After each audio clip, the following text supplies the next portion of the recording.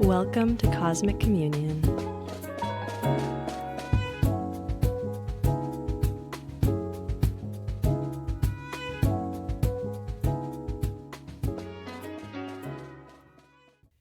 Here we are.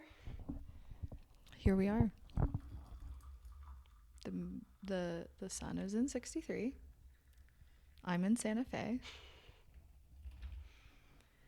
And we're experiencing endings and beginnings. Yeah. It really is a completion. So in the I Ching and in the Rave I Ching, 63 is completion, where 64 is actually the new beginning.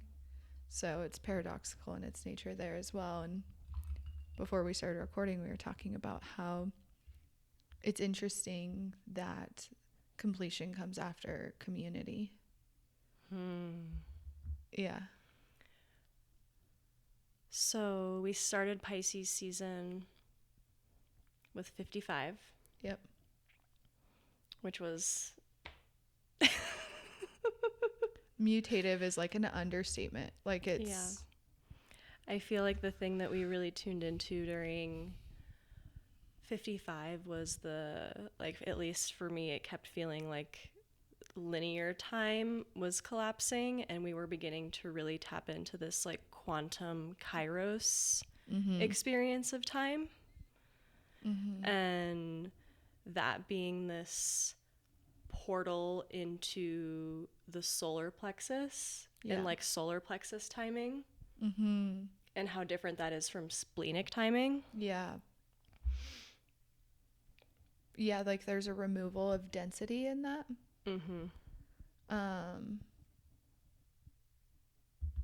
It's like not even something that can be like chronologically ordered or something like that. Like it's more mutative and quick. Like we live in a reality that is kind of confined by space and time. So yeah, we're having this material experience. So that's always going to be that concretized experience of time is always going to be there. But that 55 and like the teaching of the solar plexus this month in Pisces really, I feel like has been a huge releasing of like chronologically ordering time or concretizing it with our minds. It feels like these how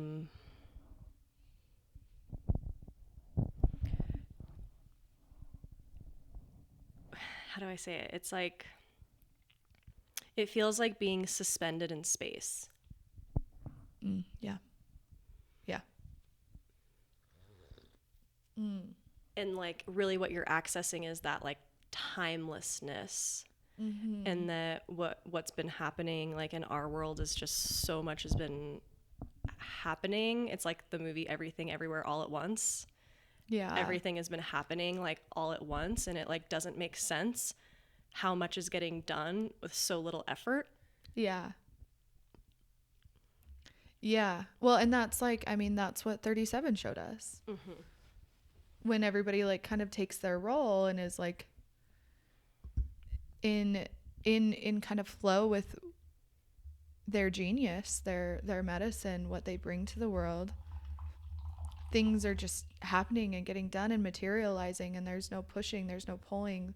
There is still time is chronologically happening to the material world around us, of course, but like there's the timelessness is experienced as like the surrender to the present moment. And the surrender to the energy that wants to like move through us in the present moment, which might end up like looking like work, but it doesn't feel like work. Right. It's regenerative. It is kind of showing this connection of like how the solar plexus plays a role in bringing vitality to the sacral regenerative process, and how like that 59-6, that's really where we use the power that's curated through the solar plexus to then kind of combine in the forces of co-creation, find the vitality, like the gate opening, the doorway into vitality, and like where there's a response towards that regenerative, life-sustaining process. And yeah. And 6 is Virgo, right? 6 is Virgo. Yeah, that organizing force of nature, of that organizing force of vitality. And so like even like looking, kind of bringing it back to 63 in this conversation, we really are having this experience where so much of Pisces has like been plunging us into the depths of our solar plexus, and 63 is like zooming out. We're in the crown now, you know, we're in the pressure center. So there really is like a high amount of pressure to understand these things, to kind of like observe the abstract nature of entanglements with life, our entanglements with life. Can you speak a little bit more about what is quantum entanglement?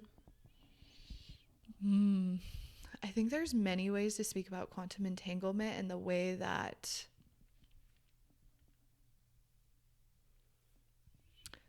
I can best describe it from my perspective is like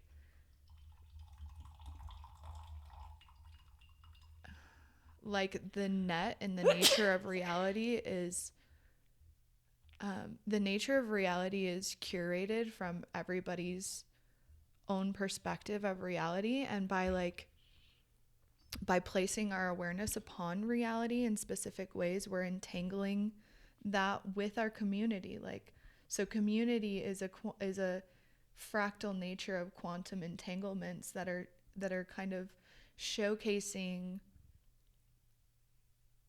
qualities and energetics of what it is to live and to love and to be having this human experience. And so different fractals of consciousness, people on different fractals of consciousness are having an entirely different experience than like what we're experiencing here in our own fractal of consciousness. And that's because there's an entanglement that speaks to the nature of like how everything is an open system. Like there are no closed systems. It's like systems inside of systems that feed other systems that are manifested and created from these different levels of entanglement. So that's kind of like, I feel like that's very 63 too. It's like, you know, it's... And this like Pisces Virgo thing. Yeah. And what's interesting is thinking about, this is kind of not related, but 59 and 6 are both Virgo. Yeah. And so that being the channel that channels the procreative chi to create life. That Virgo is that like channel for the life force. It's the structure that is necessary for that like Piscean source energy to like come into form, to move through. Yeah, that like these fractals of consciousness, or like quantum entanglements, are very defined channels of creation in very specific ways. And that Virgo energy is consolidating and structuring and organizing it all into the material form. So Cody's personality sun is 64 and your personality Earth is 63. And so I wanted to ask you what your journey to understanding and embodying these frequencies has been like for you and felt like for you. Like now, as I'm looking back at it, we're tracking in Cosmic Communion doing this project together. It's been really helpful in like a full kind of years and years of embodiment work that is like kind of structuring and coming together for me, and I think for you as well, from what we've talked about. And I'm seeing how Pisces has always been there, but has been like not the center focus of like I've always just like really related with that structuring quality of the Virgo, like the organizing unit of it all. And now I'm seeing how much I really resist being defined. And that being a whole, and that's an entire passion of why I'm in the work that I am in heavenly bodies, and what I really want to call forth in the human design space, or like how we've come to understand these energies in very specific, structured, keynoted ways that keep us outside of our own authority. And so 63 is really that resistance of like, no, don't define me. And in so many ways, like the ways that we've been just in community with one another, communion with one another, really is like you've seen really clearly recently how much I'm like, no, don't define it, because that's the magic of like, of myself, of my is it my evolution? It's your evolution. It's my evolution sphere. That's 63. And so bringing Pisces, this very like everything is everything quality to the table, is seeming to like open up this whole level of awareness that I wasn't bringing in, or like it's bringing on more information that I was like, that's irrelevant, like that doesn't belong. And it's connecting, because I'm a 64 63, it's like seeing that paradox and polarity is actually qualifying universal energy. It's like naming a polarity on each end of the spectrum and how they are connected. Because for so much of my life I've been like one foot in both worlds. How does this connect? Like I don't understand how this is a part of this part of my life. And now seeing it all come together is really that Piscean quality. And that's making sense why you continue to be brought back to like relationality. And that it's not really about like defining one end of the polarity or the other. It's about the relationship between the polarities. Yes. Like that's really where the paradox like lives. Yeah. The magic of it, the alchemy of it lives there. And this is the Ring of Alchemy. Yeah. 63, right? Or is it 64? I think that's 64. Yeah. You want me to get it? Yeah. This is like hanging low on my knee. I can't. I don't. I'll get all caught up. I think it's the Ring of Pure. Oh. 63. The Ring of Divinity. Divinity. Yeah.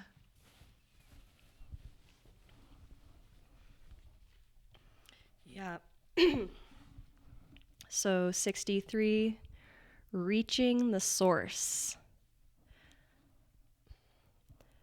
The Ring of Divinity, the physiology is the pineal gland, and the amino acid is proline. From the shadow of doubt to the gift of inquiry to the city of truth. And at the beginning, like it starts off with the paradoxical power of doubt. I feel like that's what I really would love to go into, is this whole paradox of like within doubt, we actually find truth. Yeah. And I think there is this like kind of connotation in the spiritual community, like, oh, you need to have faith, like don't doubt. But it's like, actually, if we don't go into the doubt, we can't actually access the truth. Yeah. I feel like what I've uncovered in the 64 and 63 is like good questions. And this is like a soapbox that I will gladly stand on anytime. Please. There's such thing as stupid questions. Like, you know, when you're in school and they're like, there's no such thing as a stupid question. Well, when you grow up, maybe as a child, that might be true. Like, you need to ask your questions.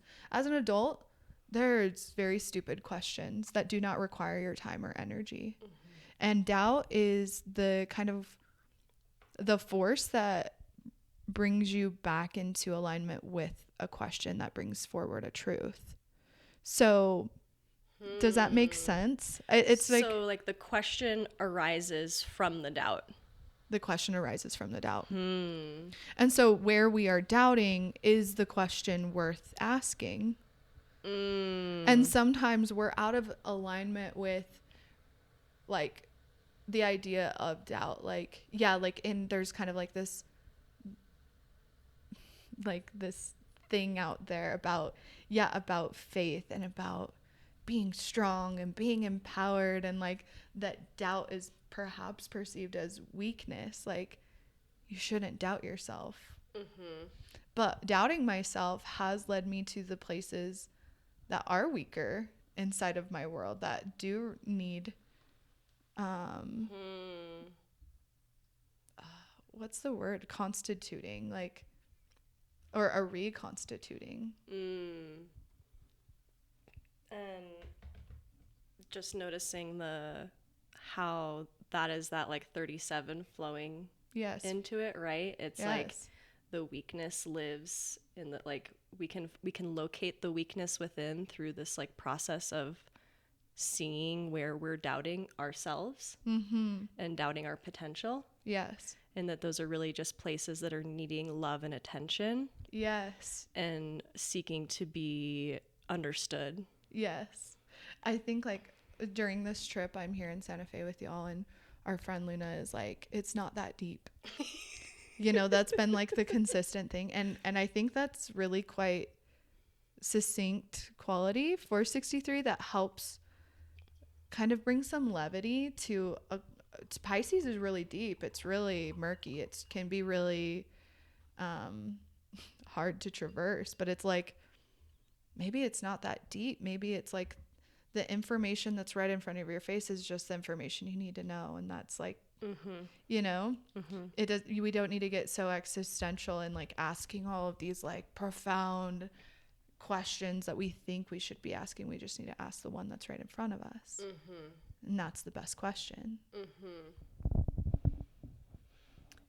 Is 63 is future oriented, is that right? And 64 is more like oriented towards the past. Do you relate to it in that language? Or yeah, I think it's like circuitry is, I think if I'm remembering, we might have to look this up. Which would be in the Human Design, the definitive book, because what is the question? I might abstract versus understanding circuitry. Yeah, so I know that 64 is abstract. Okay. And 63 is understanding, which is the logic. Which is interesting. So logic versus sensing. Which is very interesting because we're here in solar plexus season, but there's a balancing nature of the spleen, right? Like the logic circuit is very much rooted in splenic awareness, which is like looking for patterns that are consistent and continuous, sustainable. I think that's like part of this like paradox that I'm like my mind wants to understand, but it's like the fact that the gate of like a logical gate rests in Pisces season, you know?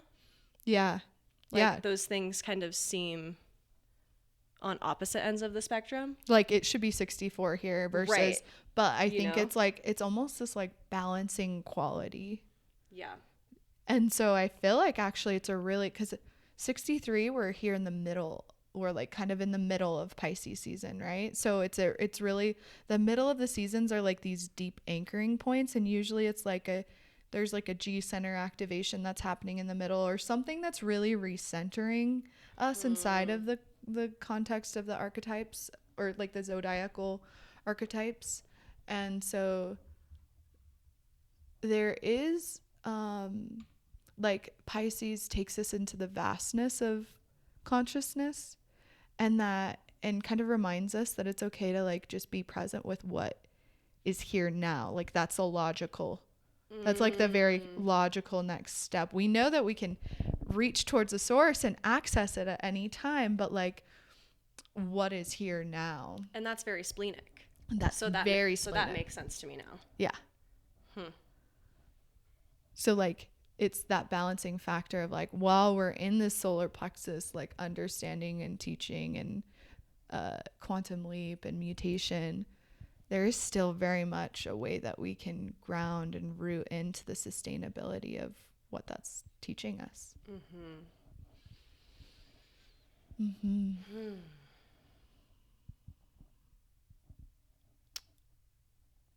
Do you feel like there are capital T truths? Yeah.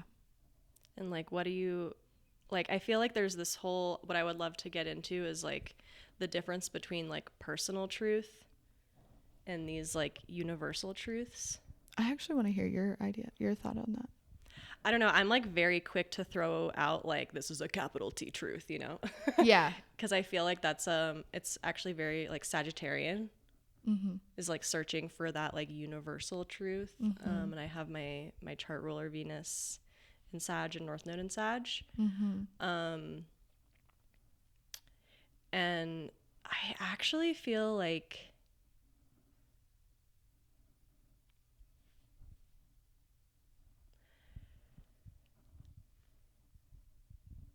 I think there's actually like different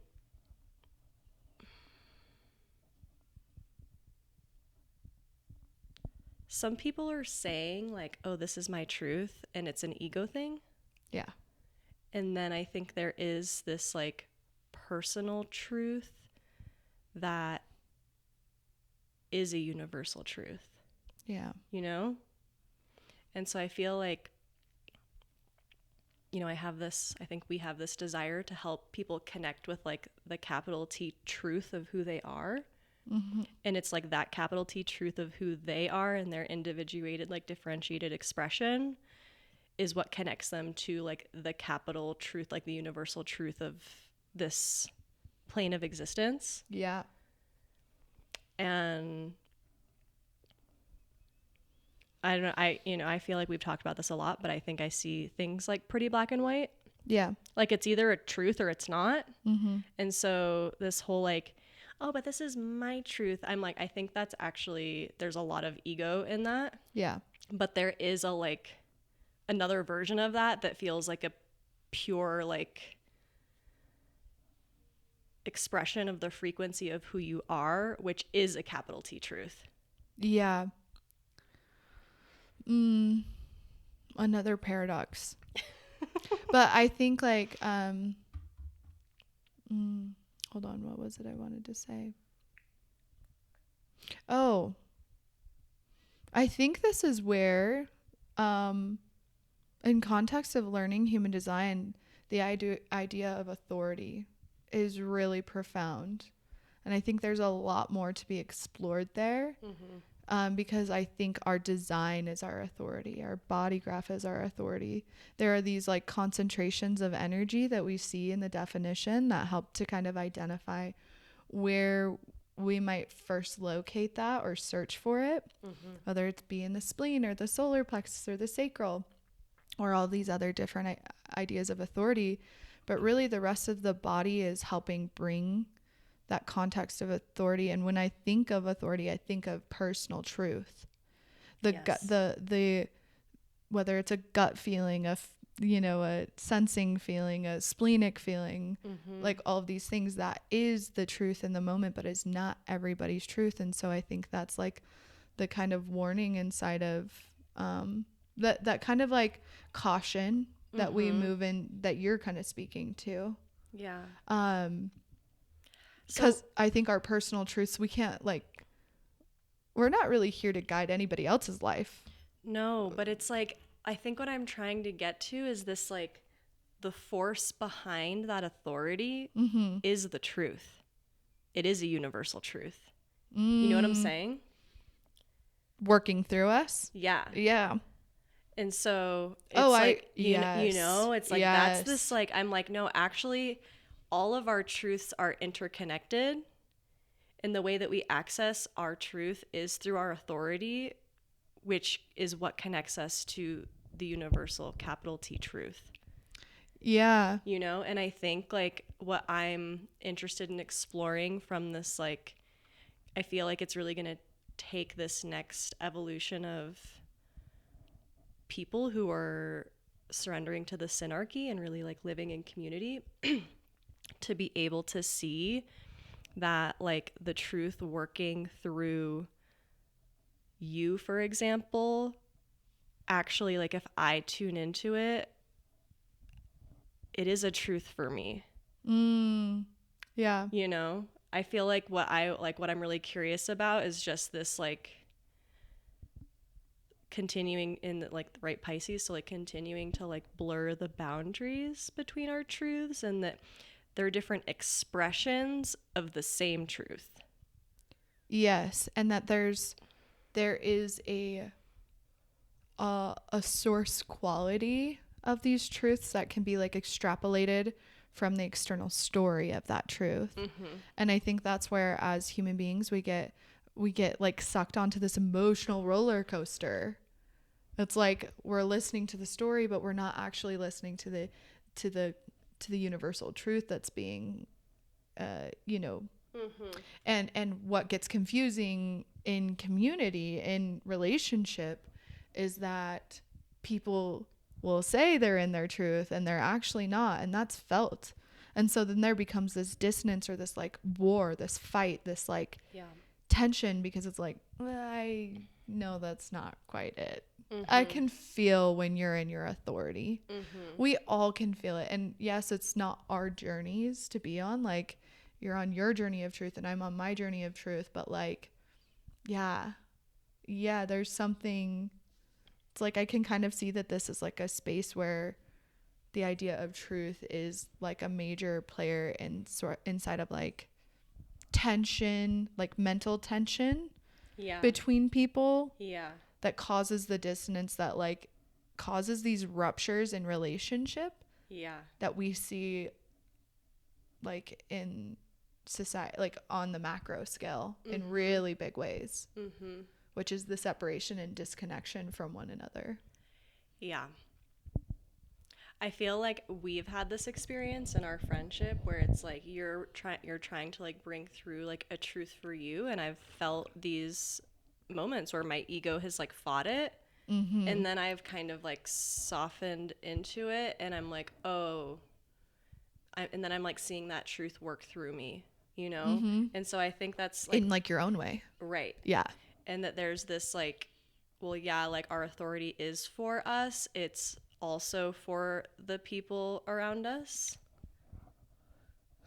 So an example that I think is really great, during the Heavenly Bodies call, we were talking about Pisces energy. And so I think that like the body graph shows us this intelligence of how we can like imbibe truth. So I have a relationship with Pisces in my expression. Like in my body, I'm here to be communicating a Piscean truth of 63. And you don't have a lot of Pisces in your chart. I don't have any Pisces. You don't have any? I have Lilith and Pisces, actually. Oh, yes. I have Lilith and 55. Yes. So there was this kind of conversation that was unfolding around how like I was kind of showing up in my 63, and that was like kind of activating. But it was also tapping you into this quality of Pisces, which is that everything is everything is source. We are embodiments of source. Jess Nana talks a lot about that. Like we are an embodiment of God, an emanation of God. And so you're seeing that quality come through you, and all these other different Scorpio and all these different placements. So it's being filtered, right? That Pisces truth is being filtered in a different expression, and that's like the intelligence that the body graph gives us. And it is like our body graph is our truth.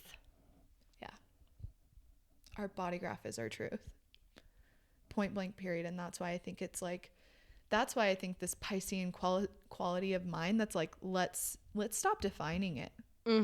Like, or over identifying with it, because it just is. And the more that we like identify it and try and make it mental, the more pin it down, we're distorting that truth. Yeah, because truth is a constant evolution as well.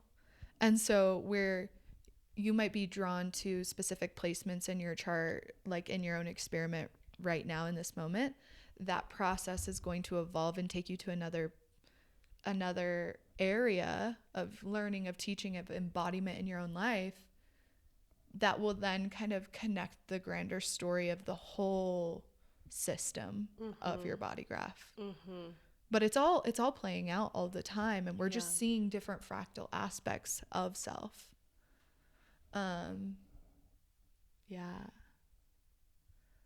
Yeah, and like the body graph is a quantum computer. It's a map of our quantum entanglements. It is. And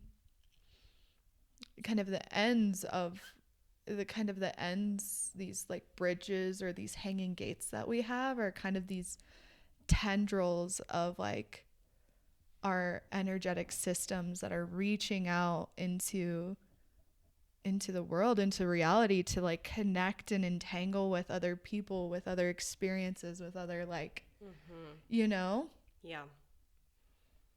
So it's like the like mycelial network is what's coming through like under the soil, right? And it's like that's how we communicate with other people, right? Like think about like the energetics underneath communication before any verbal communication.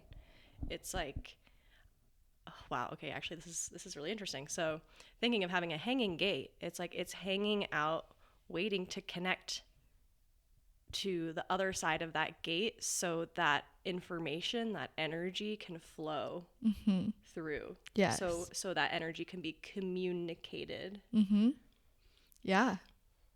And then it can like be brought into the awareness, into or not, like it can simply be an activating force that triggers you into a deeper process with your reality and your own embodiment, your own sense of truth. Yeah. Cool. Very, yeah. What else? I feel like a lot actually just came out. That like I feel really complete. I feel really complete. Like that was, and that felt so it felt so easy. Like I wasn't thinking about anything that I was saying. Yeah. Yeah. Oh, the one thing I did want to mention that I think is interesting to note here is the pressure centers. That like when we look at the root, we're bringing life energy up and through us towards inspiration. And when we look at the crown, it is this kind of astral, celestial source emanation that's being pushed and pressured down into the being that then wants to connect with the root into the manifest world. And so I think that's an interesting, it's just an interesting kind of directional quality to play with when you're considering the idea of what the solar plexus in Pisces season is really mutating, that there is this pressure to understand the material world around you, perhaps, or like a pressure to look at and identify what is truth in my reality, or like what feels like a entangled truth that like resonates to who I am as like a soul, as an emanation of God. Yeah. Do we want to give a little teaser of our upcoming workshop series? Oh, yeah. I mean, we're still really kind of in process with it, but I think I would like to, because that's like the very Piscean nature. It's like, we'll see, but we had this idea. I've had this idea for a while, and I feel like you really like are able to tap into the vitality, or like you have like a response towards like, ooh, there's something there. And one of the things that was coming up in Pisces season was like this idea of the shadow, and how there's a differentiation between darkness and shadow. Mm-hmm. That darkness encompasses these things that we identify as the shadow, and they're the hidden aspects and qualities of us that we've like cast aside and not looked at or named or brought into awareness and embodiment. And like wanting, like just like wanting to play with that. Mm-hmm. Like there's this whole idea of like shadow work, like it's got to be serious and it's got to be like grueling and hard, and I'm always going to wrestle with my shadow. And seeing that it's just this dual nature of living and existing in this plane, and then we can play with it. Mm-hmm. So we're dreaming up this little shadow play experiment of opening up these archetypes of each season. So what is the Pisces shadow play that we want to direct and be within, like living it out? Yeah. What else would you say to that? Like, I want to hear, because we're like dreaming this up together. Yeah, I feel like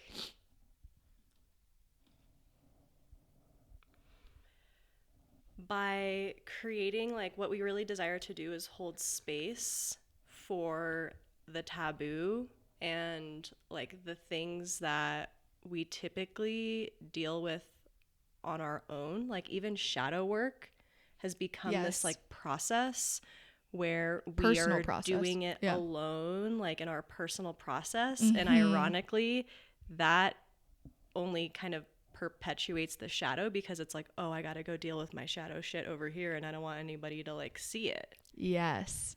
Whereas I think what we're really tapping into, not only through this workshop, but the retreats that we're desiring to plan and host and facilitate in the coming months and years, is creating this space for us to really like play out the drama of the shadow. Because the shadow just really wants to be seen and acknowledged. And so we can do that within ourselves, but I think there's potential for greater alchemy when we're allowing the shadow to be seen by others. Yeah.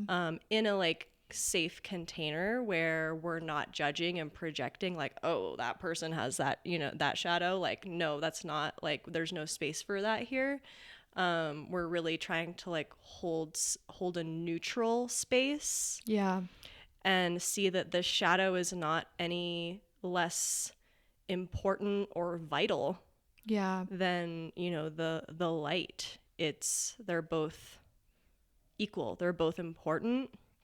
And so we're really excited to like play with these like the shadows of the different archetypes, and see what they have to teach us and like what we have to learn from them, and to just really like make it like fun and funny and playful. Like something that I continue to come back to that I feel you have a really like shared kind of purpose around is like bringing like lightness and like playfulness to what is dark and heavy. Yeah. And that is what creates the spaciousness and the movement for that shadow to kind of like alchemize, right? When we're so rigid and like, I got to do the work and like all of that, it almost like it continues to like almost have this like chokehold over us. Well, and we've been taught to fear the shadow. Like we've just been taught that like the sin and the darkness and all the bad things in life exist there. And so you know, it's been very clear to me that that's actually where, like, if you even think about your earth, like I'm thinking about this because 63 is my earth. What is below this, like the top layer of soil of the earth, but darkness? And that's where everything is created from, where like the nutrient rich density feeds life above the surface that can then receive that solar energy or be that solar light in the world. And so playing with and being with our shadow is a source of power, and being witnessed in that is like, let's hold hands in the dark. Let's not get lost in the dark. Like let's there is like there's, you know, a careful playfulness around naming. You know, once we put a name to things, we can call it forward in really profound manifest ways, like things that become embodied and actualized in our life. And that goes for both ends of the spectrum. We see that all the time. We can overly name things, which has repercussions, or we can never name things, and that also causes damage. And so this is really like this Heavenly Bodies really wants to be this like experimental place where we get to play with these ideas in that fun, light way, and witness each other in it, in the humanity. And it feels really exciting. So like, for example, in Pisces season, we'd really be tapping into these shadows of the shadow of weakness, the shadow of doubt, the shadow of what was 55, the shadow of victimization. We'll really tap into those and share stories, or like get silly with it in some sort of way. And I think it will be really profound and healing for people. So you should join us. Whenever we're ready. Yeah. I have a feeling it will come in Aries season. Like that feels like a good time to begin, but we'll let y'all know. Yeah. And I feel like Aries also is like this kind of archetype that has had so much cast upon it, and really Aries to me is so innocent and so light, and so that does feel fun to like to bring some levity there. Yeah. Cool. Great. That was good. That was fun. Easy. Thank you so much for tuning into this episode of Cosmic Communion. If you enjoyed this conversation with me and Cody, then you can find us inside Heavenly Bodies, where we dive deeper into the cosmic synthesis. This episode is brought to you by Seed Sounds Media, and we invite you to enter the creative crucible, a space for initiation deeper into yourself and your creative process. To learn more, you can visit seedsounds.com/memberships or click the link in the show notes. Thank you so much for tuning in to this episode of Cosmic Communion. We'll see you back here next week.